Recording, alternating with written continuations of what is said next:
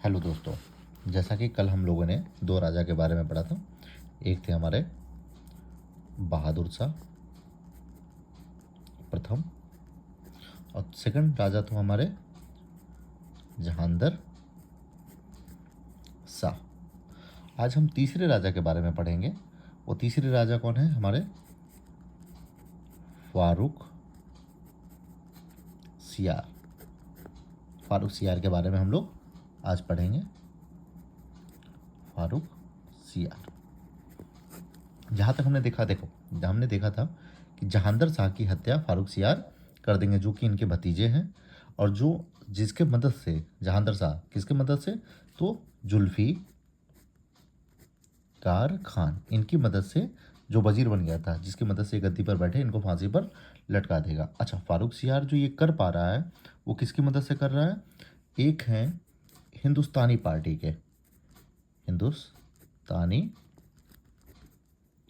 के सामंत हैं सैयद ब्रदर, जिसको बोलते हैं सैयद बंधु।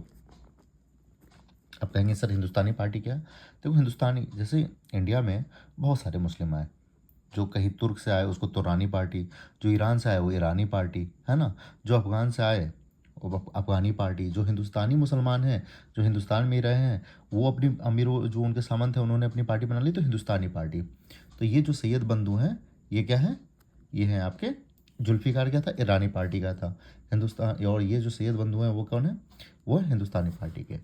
अब होता क्या है, फारूक सियार जैसे गद्दी पर बैठेंगे, सैयद बंधु दो बंधु हैं, दो भाई हैं। एक भाई है अब्दुल्ला खान और एक भाई हैं हुसैन अली। अब्दुल्ला खान जो बन जाएंगे वो बन जाएंगे वजीर और हुसैन अली बन जाएंगे मीर बख्श। आप कहोगे सर मीर बख्श तो मैंने पहले शायद क्लियर किया है मीर बख्श के बारे में, ठीक है। मीर बख्श बन जाएंगे। कहीं कहीं आपको मीर बख्शी भी मिलेगा, है ना, मीर बख्शी, ठीक है ना, इसमें कंफ्यूज मत होइएगा, मीर बख्श बन गया, ठीक है। मीर बख्श कौन है? हेड ऑफ आर्मी, जो आर्मी का हेड बनेगा। वजीर कौन है? वो as like the finance minister, वो फाइनेंस मिनिस्टर यानी पैसों का देख रेख ये देखेगा। अब एक भाई जो आर्मी को कमांड कर रहा है और एक भाई जो फाइनेंस को कमांड कर रहा है, इसका मतलब है अब सत्ता पूरी तरीके से किनके हाथ में है? सैयद बंधु के हाथ में है। यानी कि फारूक सियार सिर्फ कहने के लिए गद्दी पर बैठेगा, राज्य चलेगा किसका? सैयद बंधु। अब सैयद बंधु क्या करेंगे? वही मैंने बताया था, सहिष्णु नीति को फॉलो करेंगे, पैसिफिक पॉलिसी को ये फॉलो करेंगे, ठीक है। सहिष्णु नीति को फॉलो करेंगे, उसके थ्रू ये क्या करेंगे? जो जजिया टैक्स है, जजिया कर, उसको क्या करेंगे? ख़त्म कर देंगे। तीर्थ यात्रा पर जैसे आप चार धाम की यात्रा पे जाते तो उसके लिए आपको टैक्स पे करना पड़ता था, तो तीर्थ कर को भी इसने क्या कर दिया? ख़त्म कर दिया, ठीक है। साथ में ही मराठाओं के साथ फारूक सियार का बहुत अच्छा बन रहा है।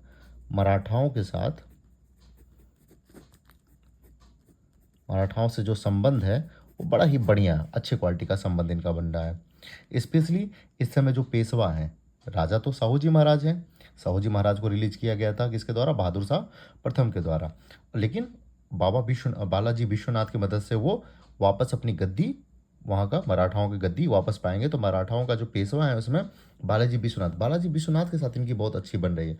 अच्छा, फारूक सियार को सैयद ब्रदर बंधु से डर भी लग रहा है, तो मराठाओं के साथ अच्छा संबंध तो फारूक सियार बनाएंगे, लेकिन मराठाओं के जो पेशवा है बालाजी विश्वनाथ, उनको भी समझ में आएगा कि फारूक सियार में कोई दम नहीं है, तो हमारा सबसे अच्छा है संबंध किसके साथ अच्छा रहे? सैयद बंधु के साथ। अब बाद में ही ये सैयद बंधु के साथ मिल करके फारूक सियार की हत्या कर देंगे। लेकिन हत्या से पहले जो इम्पोर्टेंट है ये है हमारा 1717 में फारूक सियार जो है वो अंग्रेजों को एक फरमान देंगे,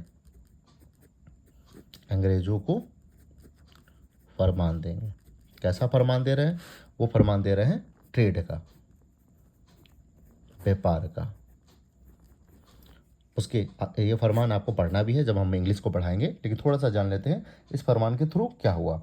कंपनी को बंगाल और बम्बई और मद्रास, है ना, कंपनी को, जो कंपनी है ईस्ट इंडिया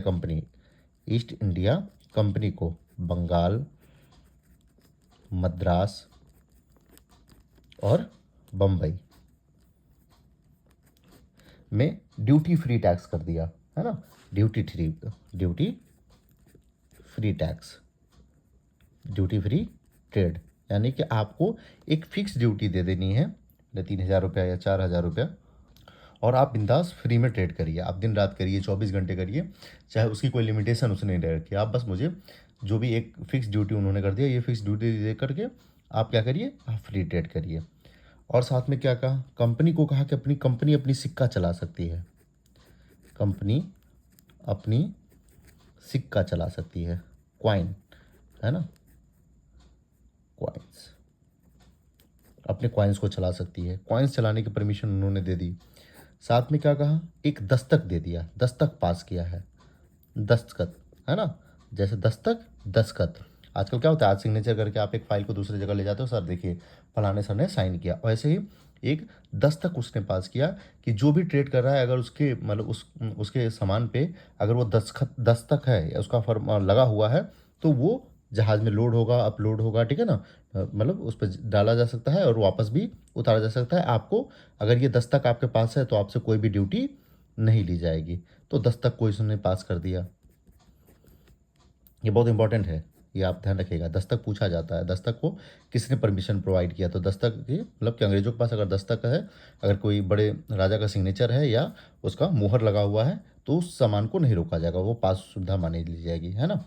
तो इस तरह के उन्होंने बंगाल, मद्रास, बम्बई में फ्री ड्यूटी कर दी, कंपनी अपना सिक्का और दस्तक। अब इसका बहुत मिसयूज होगा, खैर अभी इसके बारे में अभी हमें नहीं जानना है, जब हम इंग्लिश के बारे में पढ़ेंगे तब जानेंगे। उसके बाद क्या होता है, सैयद ब्रदर, है ना, जो सैयद ब्रदर हैं, सैयद बंधु, बालाजी विश्वनाथ की मदद से, बालाजी विश्वनाथ की मदद से क्या करेंगे, इनकी हत्या कर देंगे, हत्या कर दिए हैं, किसकी हत्या कर दिए हैं, फारूक सियार की हत्या कर देंगे।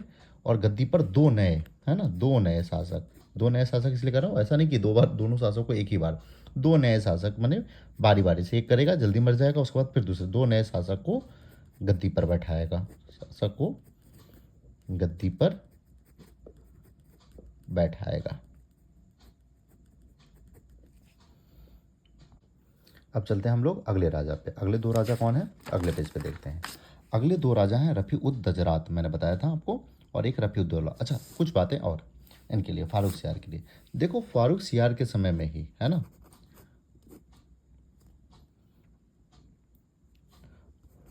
फारूक सियार के शासनकाल में मुगलों ने हराया है किसको, मुगलों ने हराया है सिखों को, हराया है सिखों को।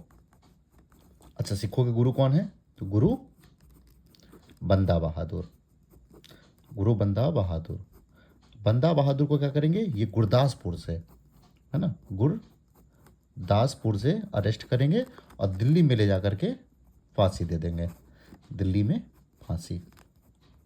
ये एक बातें रह गई थी, उसको नोट कर लीजिएगा कि फारूक सियार के समय में ही मुगलों ने सिखों को हराया, गुरु बंदा बहादुर को गुरदासपुर से अरेस्ट करेंगे और दिल्ली में जाकर फांसी दे देंगे। अच्छा अब फारूक सियार का डेथ कैसे हुआ है, तो फारूक सियार को क्या कर दिया, अंधा कर दिया गया, फारूक सियार को अंधा कर दिया गया, अंधा करने के बाद उसकी हत्या कर दी गई, और हत्या करने के बाद दो राजा नए नियुक्त किए गए, किसके द्वारा, सैयद बंधु के द्वारा, सैयद बंधु के द्वारा। उन्होंने पहला राजा बनाया किसको, रफ़ी उद दजरात। ये सबसे मुगल काल में, ये इंपॉर्टेंट है, मुगल काल में, मुगल काल के शासकों में सबसे कम समय शासन करने वाला शासक, करने वाला शासक कौन है, रफ़ी उद दजरात। इसको क्या हो जाएगा, इसको टीबी हो जाएगा, है ना, टीबी हो जाएगा, टीबी क्या है, एक बीमारी है ना, टीबी बीमारी से ये मर जाएगा। उसके बाद गद्दी पर बैठाया जाएगा किसको, रफ़ी उद दौला, 1719 में, ये भी 1719 में ही बैठा है। अच्छा रफ़ी उद दौला के बारे में मैंने बताया था कि यही हमारा कौन है, शाहजहां, शाहजहां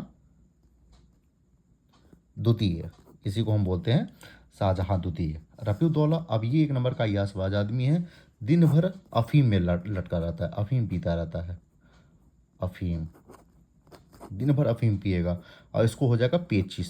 पेचिस अब आप लोग जानते हो कि पेचिस क्या होता है। पेचिस इसको हो जाएगा और इसकी पेचिस से ही इसकी मृत्यु हो जाएगी और ये भी मर गया। यानी सैयद बंधु द्वारा बनाया गया दोनों राजा, अच्छा राजा बनाना भी नहीं है ना, कठपुतली बैठाना है रफीउद्दौला को, लेकिन वो ज़्यादा दिन चलेगा नहीं रफीउद्दौला, ये भी ज़्यादा दिन नहीं चलेगा। अब अगला अगला शासक कौन है, तो अगला अब है रोशन अख्तर। सैयद बंधु क्या करेंगे, रोशन अख्तर को गद्दी पर बैठाएंगे। तो ये क्या करेगा, रोशन अख्तर कौन है भाई, सैयद बंधु के ब्रदर से मदद से बना है रोशन अख्तर। ये ये सॉरी अहमद शाह है ना, अहमद शाह का ये टाइटल लेगा और बड़ा रंगीले मिजाज का है ये, है ना, बड़ा रंगीले मिजाज के हैं ये, इसलिए दोनों मिलाकर इनका नाम हो जाएगा अहमद शाह रंगीला। सॉरी अहमद शाह नहीं, मोहम्मद शाह, ये मिस्टेक मैं बार बार करता हूँ, है ना, मोहम्मद शाह,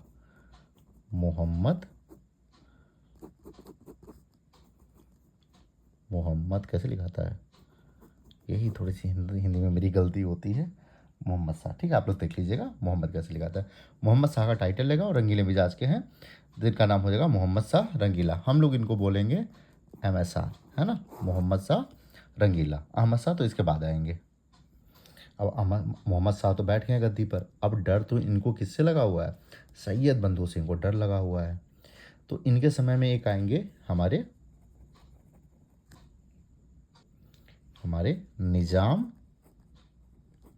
निजाम उल मुल्क। ये कहेंगे सर कुछ मदद चाहिए, तो कहेंगे किस तरह की मदद, क्या देखिए डर तो आपको लगा है कि कहीं ऐसा ना हो कि सैयद बंधु आपकी हत्या कर दे, तो बताइए आप अंधा होना चाहते हैं कि नहीं होना चाहते। करें नहीं यार मैं तो अंधा नहीं होना चाहता हूँ, और अगर आप अपनी मर्जी का करेंगे तो आपको भी मार देगा वो, तो क्या चाहते हैं, आपको कुछ मदद चाहिए। करें हाँ यार निजाम हेल्प तो करो यार, है ना, हेल्प करो, इसको बरबाओ, इसको ख़त्म करो, है ना। सैयद बंधु ने तो ये अपने आप को किंग मेकर बना लिया है। अच्छा हाँ, किंग मेकर, अगर पूरे मुगल इतिहास में किसको किंग मेकर बोला जाता है, तो सैयद बंधु को किंग मेकर बोला जाता है। किंग मेकर क्यों भाई, किंग मेकर देखो इसने 4 राजा बनाया है ना, एक बनाया फारूक सियार को, रफ़ीउद्दजरात को, रफ़ीउद्दौला को, और रोशन अख्तर को भी अगर राजा किसी ने बनाया तो किसने बनाया, एक सामंत ने। और अच्छा एक सवाल और आता है कि भारतीय मुगल इतिहास में या मिडाइवल इतिहास में पहला ऐसा कौन शासक है जिसको अमीरों के द्वारा मारा गया या सामंतों के द्वारा मारा गया, तो वो है हमारा कौन है, वो मारे गए हैं हमारे जहांदर शाह, फारूक सियार, सॉरी जहांदर शाह नहीं फारूक सियार, क्योंकि जहांदर शाह को तो हत्या किया गया फारूक सियार द्वारा। फारूक सियार को अमीरों के द्वारा, यानी सामंत, तो अमीर या सामंत बोलते हैं या नोबल्स, है ना, आप नोबल्स बोलो, आप अमीर बोलो या आप सामंत बोलो, सब बात एक ही है ना, सामंत बोलो उसके द्वारा। तो किंग मेकर कौन है, सैयद बंधु। किसको मारा गया अमीरों के द्वारा, तो फारूक सियार को। अब निजामुल मुल्क पूछ रहे हैं रोशन अख्तर से, मोहम्मद शाह रंगीला से, सर हेल्प चाहिए, तो उनके हाँ यार हेल्प कर दो। तब तक एक और आ जाएगा, कहेगा सर मेरी भी हेल्प चाहिए। कौन आ रहा है, बुरहान उल मुल्क। ये कहेगा सर मैं भी कुछ हेल्प करूं, कहेगा हाँ यार कर दो, अकेले नहीं हो पाएगा निजाम से, तुम भी हेल्प कर दो। कह रहा ठीक है, बदले में क्या मिलेगा, करे पहले कर दो तो बाकी देखा जाएगा, है ना। तो निजाम उल मुल्क और बुरहान उल मुल्क के मदद से क्या करेंगे, दोनों भाइयों की हत्या करा देंगे, सैयद बंधु की हत्या करा देंगे, सैयद बंधु की हत्या करा देंगे, दोनों भाइयों को मार दिया जाएगा, ठीक है। सैयद बंधु की जब हत्या हो गई तो अब क्या हुआ, निजाम उल मुल्क कह रहा है कि सर मुझे वजीर बना दीजिए। तो अब फारूक सियार इनको रोशन अख्तर को तो दिक्कत हो रही है कि यार अभी एक से तो पीछा छूटा, कहीं निजाम उल मुल्क ना मुझे मार दे, है ना, तो वो उसको वजीर नहीं बनाएंगे। बाद में क्या होगा कि 1724 में जो इनके वजीर हैं वो वजीर मर जाएंगे और वजीर बन जाएंगे निजाम उल मुल्क। निजाम उल मुल्क क्या बन जाएंगे, वो बन जाएंगे वजीर। सॉरी 24 नहीं 22 कर लीजिएगा, क्योंकि 22 में उसका वजीर का डेथ होगा और 22 में ही ये निजामुल मुल्क क्या बन जाएगा, ये बन जाएगा वजीर। अब देखो जब तुम नया नया IAS अधिकारी बनोगे तो तुम्हारे अंदर रहेगा ना, अरे यार मैं तो पूरा दुनिया हिला के रख दूंगा, एकदम पूरा सिस्टम को चेंज करके रख दूंगा। निजामुल मुल्क को भी लग रहा है कि पूरा सिस्टम मैं बदल के रख दूंगा। वो क्या करेगा, मोहम्मद शाह रंगीला के पास जाएगा, कहेगा सर ये फाइल लीजिए, अगर ऐसा किया जाएगा तो मुग़ल सल्तनत बहुत अच्छा हो जाएगा, है ना। आप अगर ऐसा करते हैं तो मुग़ल सल्तनत अपने चरम सीमा पे चला जाएगा, जैसा कि कभी औरंगजेब समय या अकबर के समय में था। लेकिन रंगीला साहब तो बड़े रंगीले मिजाज के हैं, आराम से सुरापान कर रहे हैं, आगे अपना नाच गान देख रहे हैं। तो रंगीला मिजाज इसीलिए कहा जाता है ना, बढ़िया से शराब पिया जा रहा है और अंदर सामने मुजरा चल रहा है। कहेंगे आओ निजाम बैठो, क्या फालतू फाइल फाइल बाद में देखेंगे, पहले डांस देखो। निजाम कहेगा सर आप देखिए, फिर अगले दिन फाइल लेकर के आएगा। ऐसे 2 साल तक वो ट्राई करता रहेगा, लेकिन इनको भैया डांस से फुर्सत ही नहीं मिल रही। तब निजाम साहब कहेंगे ऐसा है सर, ये मान लीजिए दिल्ली में बैठे हुए हैं, कहेंगे सर मैं शिकार करके आता हूँ, है ना, शिकार करने जाता हूँ। निजाम साहब कहे किसको, शिकार करके जाता हूँ। शिकार करने निकल जाएंगे, और शिकार करने निकलेंगे कहाँ, अब पहुँच जाएंगे हैदराबाद, और यहाँ बनाएंगे वो स्टेट ऑफ हैदराबाद। यहीं से हैदराबाद अब अलग हो रहा है किससे, मुगल से। अब ये बात बुरी लग जाएगी किसको, ये बात लग जाएगी बुरी मोहम्मद शाह रंगीला को, कि गया था शिकार करने और जाकर के एक हैदराबाद को ही मुझसे अलग कर दिया। अब तो कुछ करना पड़ेगा, इसलिए बोलते हैं हैदराबाद के निज़ाम, है ना, यही निज़ाम उन मुल्क, हैदराबाद के निज़ाम। अब वो चला गया, अब एमएसआर को बुरा लगेगा, तो एमएसआर कुछ तो करेंगे। तो अब क्या करेंगे, तो ये एमएसआर जो है मोहम्मद शाह रंगीला, वो मुबरेज खान को भेजेंगे, जाओ तुम मुबरेज खान, है ना, मुबरेज खान को, मुबरेज खान को बोलेंगे जाओ निज़ाम को हरा के आओ। लेकिन निज़ाम को हराना इतना आसान नहीं है, निज़ामुल मुल्क अपने आप में पावरफुल है। निज़ामुल मुल्क क्या करेगा, ये इन दोनों के बीच में बैटल होगा, 1724 में बैटल होगा, जिसमें मुबरेज खान क्या हो जाएंगे, मारे जाएंगे, निज़ामुल मुल्क जीत जाएंगे। यहाँ पे कौन है आपके, निज़ामुल मुल्क जीत जाएंगे। अच्छा, इस बैटल को बोलते हैं बैटल ऑफ खेड़ा, खेड़ा का युद्ध, खेड़ा का युद्ध, या इसी को बोलते हैं सकड़ खेड़ा का युद्ध, सकड़ खेड़ा का युद्ध। इस युद्ध किसके बीच में होता है, मुबरेज खान के बीच में हुआ था और निजाम के बीच में। मुबरेज खान इस युद्ध को हार जाएंगे।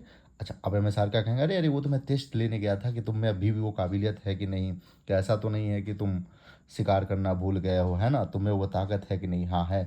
अब दोनों के बीच में ट्रीटी होगा, संधि होगा। कहेंगे जब भी मुगल सल्तनत को ज़रूरत रहेगी आप हमारी मदद करिएगा, आपको जब भी ज़रूरत होगी हम आपकी मदद करेंगे, ठीक है। तो क्या आप वर्चुअल आप अपने आप को इंडिपेंडेंट नहीं, नहीं सर मैं इंडिपेंडेंट नहीं हूँ, जब भी मुगल को मेरी ज़रूरत पड़ेगी निज़ाम साहब आएंगे।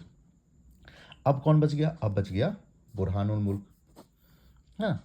अब इनका डर है कि कहीं ऐसा है निज़ाम है, ऐसा बुरहान भी कुछ ना कर दे, तो बुरहान को कहेंगे भाई बुरहान तुम चले जाओ मेरठ। तो बुरहान कहेगा अरे सर मेरठ, मेरठ में अपना एक आदमी भेज दे रहा हूँ, वही अपना काम कर लेगा, मैं दिल्ली में ही ठीक हूँ। अब डर लग रहा है बुरहान से उसको, है ना। तो बुरहान को कहेगा अच्छा मेरठ नहीं चाहिए, तो अब इसको अलग किया जाए, तो उनको दे देगा औध वाला एरिया, है ना। बुरहान को भेज देंगे अवध, कहेंगे जाओ तुम अवध को संभालो। अब बुरहान खुश हो जाएगा, चलो अब अच्छा जागीर तुमने हमको दिया है, वो अवध चला जाएगा। तो यहीं से देखो हैदराबाद मुगलों से अलग हो गया, है ना, हैदराबाद स्टेट ऑफ हैदराबाद, और यहीं से अवध भी क्या हो जाएगा, अब अलग हो गया, क्योंकि बुरहान उल मुल्क को देगा। अब यहाँ ये अपने आप को वर्चुअल इंडिपेंडेंट मान लिया है, और निज़ाम भी, और यहाँ पे बैठे हैं बंगाल वाले, है ना। तो बंगाल का जो नवाब है वो भी अपने आप को, जब बंगाल पढ़ाऊंगा तो समझना, ये भी अपने को कहेगा कि मैं भी वर्चुअल इंडिपेंडेंट हूँ, आज से मैं भी अब आज़ाद हूँ, मैं किसी का अधीन नहीं हूँ। तो अब देखो यहीं से मुगल सल्तनत, मैंने बोला था एमएसआर के समय में ही मुगल सल्तनत पूरी तरीके से डिक्लाइन होगा। तो क्या हुआ है कि यहाँ तो हैदराबाद अलग हो गया, अवध भी अलग हो गया, और बंगाल भी अपने आप को आज़ाद घोषित कर दिया है, ठीक है। लेकिन हाँ जब भी ज़रूरत होगी तो भाई मदद के लिए आएंगे, लेकिन हम अब आपको टैक्स नहीं देंगे, कुछ भी नहीं देंगे। इस तरीके से अपने आप को इंडिपेंडेंट कर लिया है। इसी क्रम में आगे बढ़ते हैं, और क्या हो रहा है इनके समय में। 1737 में मराठाओं के पेशवा हैं, मराठाओं के पेशवा हैं कौन इस समय, इस समय है बाजीराव। बाजीराव वो दिल्ली पर रेड मारेंगे, है ना, दिल्ली पर रेड मारेंगे। कहाँ पे, दिल्ली पे। गद्दी पर कौन बैठा हुआ है, गद्दी पर बैठे हुए हैं मोहम्मद शाह रंगीला, ठीक है। वहाँ से रेड करेंगे, फिर कहेंगे चलो ठीक है, वापस वो लौट आएंगे वहाँ पे दिल्ली पे, कहेंगे, और दोनों के बीच में ट्रीटी होगा। ऐसा है जब भी आपको इंटरनल या एक्सटर्नल ज़रूरत पड़ेगा मराठा आपके साथ में है। बदले में जब भी मराठा अपनी कटक से लेकर अटक तक की जो यात्रा करेगा, वो थीम है कि कटक से लेकर के अटक, कटक जो आपका पड़ेगा इधर बंगाल साइड में, ठीक है ना, और अटक तक का जो भी सपना है उस सपने को हम पूरा करने जाएंगे, तो बीच में आप मदद करिएगा, ठीक है ना। वो आगे कहानी में हम लोग जब देखेंगे, है ना, इसलिए मैंने कहा कि सब कहानी को एक साथ लेकर के चलेंगे। और इन्हीं के समय में एक नादिर शाह है, नादिर शाह, वो इन्वेडर है ना, इन्वेडर है, इन्वेड करेगा। तो इन्वेडर है, आक्रमणकारी है, वो क्या करेगा, रेड करेगा, रेड डालेगा कहाँ पे, करनाल पे, करनाल पर दिल्ली के आसपास है, ठीक है ना। और यही होगा हमारा बैटल ऑफ करनाल, करनाल का युद्ध होगा। किसके किस में बीच में उतरा, नादिर शाह के बीच में हो रहा और मोहम्मद सारंगीला। लेकिन इस युद्ध में नादिर शाह जीत जाएगा, है ना, और एमएसआर हमारे डिफीट हो जाएंगे। और वो वहाँ से पैसा वैसा लूट करके जा रहा था। अब नादिर शाह को भरोसा ही नहीं हो रहा है कि अरे मैंने हरा दिया किसको, मुगल शासक को मैंने हरा दिया। अरे जिस मुगल की कहानियाँ हम लोग सुना करते थे बचपन में कि ऐसा है वैसा है, मुगल का एकदम परचम लहराता था, मैंने उस मुगल को हरा दिया। और उसके रहते हरा दिया, किसके रहते, निजामुल मुल्क जो कि एक नंबर का वॉरियर है, और बुरहान के रहते हुए मैंने हरा दिया। अच्छा, जाने से पहले कहता है कि बुरहान और निजाम को बुलाता है, कहता है बुरहान और निजाम आओ तुम हमसे मिलो। और मिलता है, खाने पे बैठते हैं और कहते हैं यार तुम दोनों के रहते कैसे मैंने मुगल को हरा दिया। तो निजाम बुरहान कहेंगे अरे यार महा बेवकूफ़ राजा है, दिन भर दारू में पिया रहता, जिस मुगल के बारे में तुम सुने थे अब उस तरह का मुगल नहीं है, अंदर से मुगल पूरा खोखला हो चुका है। कहते तुम दोनों के, अरे हम दोनों की तो सुनता ही नहीं है। इतनी बात हुई, तब तक बुरहान साहब के मन से कुछ एक्स्ट्रा निकल आएगा। बुरहान साहब कहेंगे अरे आप करनाल में क्या कर रहे हैं, आप चलिए दिल्ली, है ना, दिल्ली में चलिए, यहाँ क्या कर रहे हैं आप, दिल्ली चलिए। तो कह रहे दिल्ली में क्या, कह रहे दिल्ली में चलेंगे तो आपको हम, है ना, 20 करोड़ रुपया देंगे, है ना, 20 करोड़ रुपया देंगे, आप दिल्ली चलिए और दिल्ली का राजा हमको बना दीजिए। कह रहे इतना पैसा है, पैसा ही तो लूटने आते थे इन्वेडर्स हमारे यहाँ। कहेंगे चलो दिल्ली चलते हैं। अब दिल्ली आएगा, नादिर शाह कहाँ आ जाएगा, नादिर शाह दिल्ली के लिए निकल दिया और दिल्ली पर इन्वेट करेगा। और दिल्ली पर इन्वेट करने के बाद पलंडर एकदम मचा देगा पूरा, है ना, कत्लेआम मचाएगा दिल्ली में। और दिल्ली में आने के बाद वो 70 करोड़ रुपया, 20 करोड़ ऑफर किए थे, 70 करोड़ रुपया लूट करके लेके चला जाएगा। साथ में एक मयूर सिंहासन है, मयूर सिंहासन, रत्न जरित मयूर सिंहासन, है ना, सिंहासन, उसको भी लेकर के चला जाएगा। कोहिनूर हीरा है उसी मयूर सिंहासन में लगा हुआ है, कोहिनूर, कोहिनूर हीरा है, उसको भी लेकर के वो चला जाएगा, है ना। इतना लूटपाट मचाएगा दिल्ली में कुछ बचेगा ही नहीं। 20 करोड़ की जगह 70 करोड़ रुपया ले लिया, जितने भी नोबल सबके बुलाया, कहा तुम्हारे घर में क्या है, लाओ, सब लेकर के चला गया। मयूर सिंहासन, कोहिनूर हीरा सारा लेकर के कहाँ चला गया। अब बुरहान साहब को बुरा लगेगा कि यार मैंने क्या कर दिया। और बुरहान साहब क्या करेंगे, ये सुसाइड कमिट करेंगे, ये सुसाइड कमिट कर लेंगे, अपने आप को सुसाइड कर लेंगे। कहेंगे यार मेरे वजह से दिल्ली का ये हाल हुआ। और 57 दिन के लिए ये दिल्ली का राजा भी बनेगा, 57 दिन के लिए ये दिल्ली किंग भी बनेगा, दिल्ली का सुल्तान भी बनेगा। इतनी सारी बातें हमें ऐसा एमएसआर के बारे में पढ़ना था, और उनके समय में जो घटना घटी नादिर शाह के बारे में, वो सब ये बातें। तो ये सी क्वेश्चन पूछे गए हैं कई बार, वो आपको बताना है। अब अगले राजा हैं हमारे अहमद शाह, अहमद शाह नेक्स्ट किंग है हमारे अहमद शाह बहादुर। अब इनके बारे में नेक्स्ट वीडियो में हम लोग देखेंगे।